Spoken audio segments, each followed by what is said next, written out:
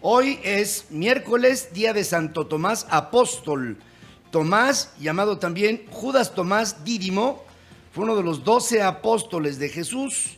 El nombre de Tomás significa gemelo, esto en una lengua ya muerta, que es el arameo, que todavía el otro día tuve la oportunidad de escuchar a alguien hablar arameo. Fíjate. ¿En serio? Sí. O por lo menos eso fue lo que me dijo. Y fluido, o sea, ahora sí, sí. fluido. ¿Y cómo se oía? Se oye, obviamente se oye bíblico, Sí. pero se oye realmente muy interesante. Hay una serie de palabras de cuyas raíces Sí. nosotros tenemos mucho de lo que es Sí. el idioma, bueno, el latín, después el latín vulgar, después el castellano y después el español, y después ya, pues es el texto, ¿no? Siente. Es el texto, El pues, texto digo, ya se va la onda antiguo. que Oye, es- en cada respiración has de haber querido persinarte, ¿no? Yo sí, por supuesto. ¿Cómo estás, mi querido Beto? Muy bien, Pedro, muy buenos días a todos en los Estados Unidos, en México, a través de todas nuestras afiliadas en el canal 76 de Easy, y en Toluca y en Uruapan, que ya me estuvieron diciendo que nos escuchamos muy bien. Qué bueno. Y que están muy contentos de que ya estemos transmitiendo en esas dos ciudades, Pedro. Qué bueno, nos da muchísimo entusiasmo llegar ahora ya con estas dos nuevas afiliaciones, Toluca y Uruapan, a 67 ciudades en la República Mexicana y 4 en los Estados Unidos. Hoy es el día de Santo Tomás, y si ustedes tienen por ahí algún compadre, amigo, conocido que se llame Tomás, pues mándenle un abrazo, y Tomasa también, ¿no? Tú en La Negra, ¿te acuerdas La la Negra canción? Tomasa. La Negra Tomasa. ¿De quién? De los Caifanes, ¿no? ¿Cómo va? Estoy tan enamorado de la Negra Tomasa. Sí, es que así, de cuando mi época. sale de casa, Ajá. triste me pongo. Ay, Bueno, ¿qué les parece si lo hacemos esto musical ya de una vez? Pues ya estamos instalados. Hoy me decía el Woody que mejor nos fuéramos de pinta, que él pone las chelas. Y creo que será en otra ocasión, mi querido Woody. Un día como hoy, en el año 1608, en lo que hoy es Canadá, Samuel de Champlain funda la villa de Quebec, que ahora pues Hermosa. es la capital de Canadá. Un lugar bellísimo, extremo en términos de clima, pero con una arquitectura y un diseño de ciudad que es, creo, una de las mejores ciudades que hay en el mundo, digamos, para vivir con plenitud. Aunque una vez iba yo en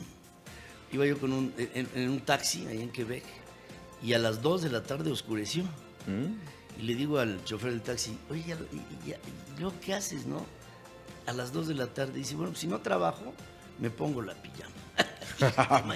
Tienes de 2 de la tarde mira hasta... la cara de envidia de Sí, varios bueno, ponerse la pues, pijama a las 2 de la tarde. Es que fíjate, el sol sale a las 10, en invierno, ¿no? Se pone a las 2, tienes 4 horas de luz. De luz. Y todo lo demás es oscuridad. A la hora que sea. Harto romanticismo. Oh, bueno, me imagino que ahí tendría que haber sobrepoblación.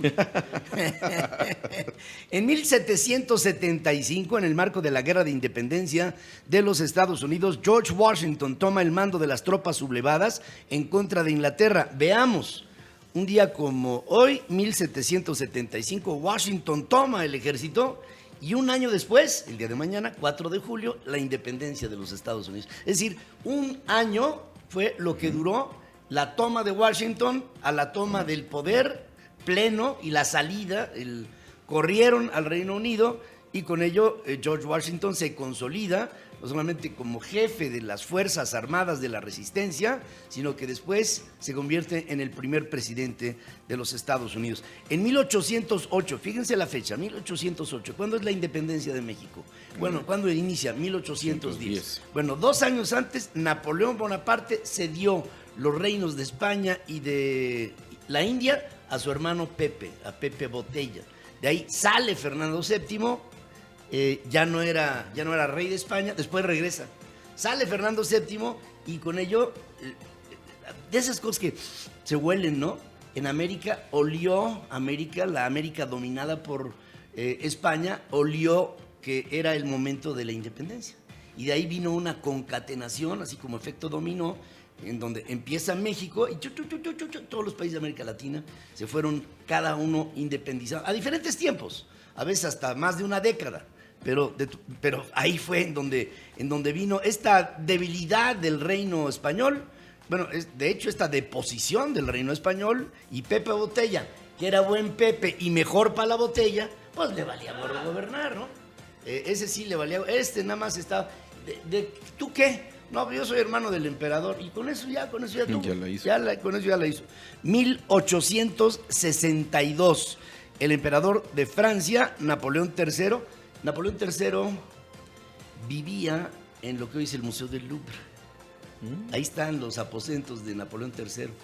Todavía se conserva un ala del museo, del edificio, que es como una especie de U enorme del Museo del Louvre. Todavía ahí se mantienen los aposentos de Napoleón III. Nombró a Federico Fauré el general en jefe de la expedición militar del ejército francés que intervendría a México para apoyar al emperador Maximiliano, cosa que llegó tarde y que Maximiliano, como ustedes saben, fue ejecutado.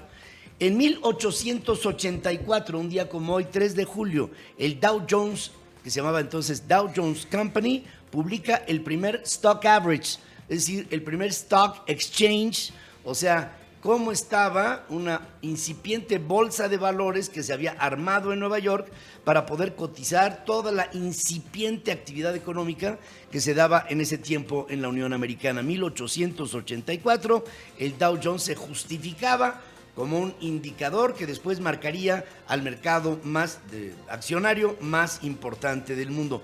1886, ya casi siglo XIX, casi siglo XX, Carl Benz patenta oficialmente el Benz Patent Motorwagen, que fue el primer automóvil autopropulsado. Se llamó Carl Benz Patent Motorwagen, o sea, el vehículo de motor del señor Benz patentado.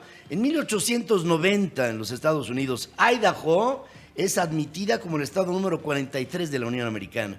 Paulatinamente los estados se fueron adhiriendo a the United States of America, y con ello vino para la Unión Americana cada vez un mayor número de estados que se fue multiplicando hasta llegar a ser un rectángulo cuasi perfecto en la frontera entre Canadá, los territorios robados a México o comprados, o como usted quiera, o la traición, o luego el Atlántico, el Pacífico, y después vino la adición de Hawái, de Puerto Rico como protectorado, y de Alaska, que es un territorio más o menos del vuelo del suelo mexicano. 1944, Bielorrusia, en el marco de la Segunda Guerra Mundial, la ciudad de Minsk es liberada del control nazi por las fuerzas soviéticas en la operación Bagration, y con ello poco a poco los alemanes fueron teniendo que aceptar que la superioridad de fuerza, de alianza, de número, de pertrechos, de economía de los países aliados era más que los países del eje. En 1955, en las elecciones presidenciales, por primera vez en México, las mujeres acudieron a las urnas a emitir su voto, y con esto México le da la bienvenida al sistema electoral a la mujer mexicana. 1976, en España, 3 de julio, tras el final de la dictadura franquista con la muerte de Franco, estaba Franco muriendo en sus aposentos. Y Mercedes lo cuidaba, Mercedes su esposa. Y entonces abre la ventana Mercedes y dice, ay, la voz de los españoles, ¿no? Que estaban vitoreando a Franco, que sabían que estaba enfermo. Y entonces, ¿qué es eso, Mercedes? Nada, que el pueblo español se viene a despedir. Y dice, ¿y a dónde van? Pues sí. Cierren las fronteras, ¿no? ¿A dónde van? El que se estaba yendo era él. Pero bueno, pues Franco, yo recuerdo mis primeros años como periodista, que ya tenía el dedo yo así mismo, así porque decía yo, hoy cae Franco, hoy cae Franco, y ya se me acabó el dedo, y Franco no moría. Era, digo, lo que aguantó el general Franco, chiquitito ahí, cosita, que era así, pero era un hijito de toda su pelona. Y con ello vino el primer gobierno, digamos, prodemocrático de Adolfo Suárez. Y también la instalación de la monarquía con con Juan Carlos I de Borbón. Y de ello, el hecho de que hubiera sido Juan Carlos I y no Juan, su papá, fue por decisión de Franco, es decir, quien designó al siguiente rey después de la dictadura fue justamente el propio dictador.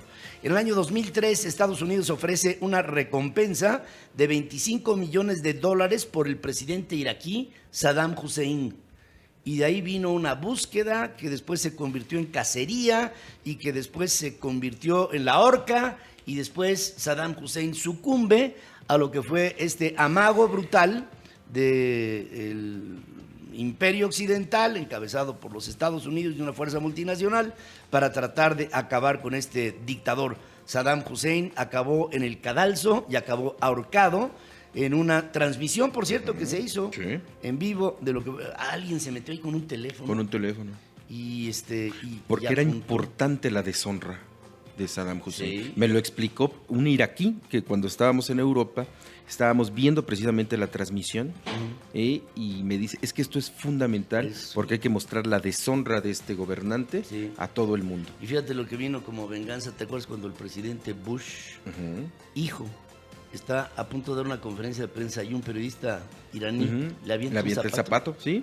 No hay ofensa más grande. Sí, hay que aventar. No hay ofensa más grande en el Islam que aventarle un zapato a alguien. Es como, es peor que un, ¿ya sabes? Es peor.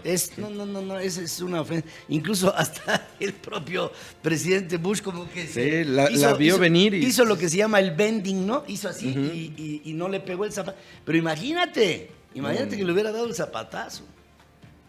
Muy bien, son las cosas que se escriben en la historia. Vamos a hacer una breve pausa. Esto es hoy, 3 de julio. Vean ustedes la cantidad de cosas que han sucedido. Hay un montón, ¿no? Pues aquí no acabamos en todo el día. Pero, en fin, le traté de hacer un extracto de cosas importantes, trascendentes para nosotros, porque hay cosas trascendentes para otras partes del mundo, pero trascendentes para los mexicanos, donde quiera que nos encontremos, en esto que no es un territorio, es una nación, se llama México y es tu país.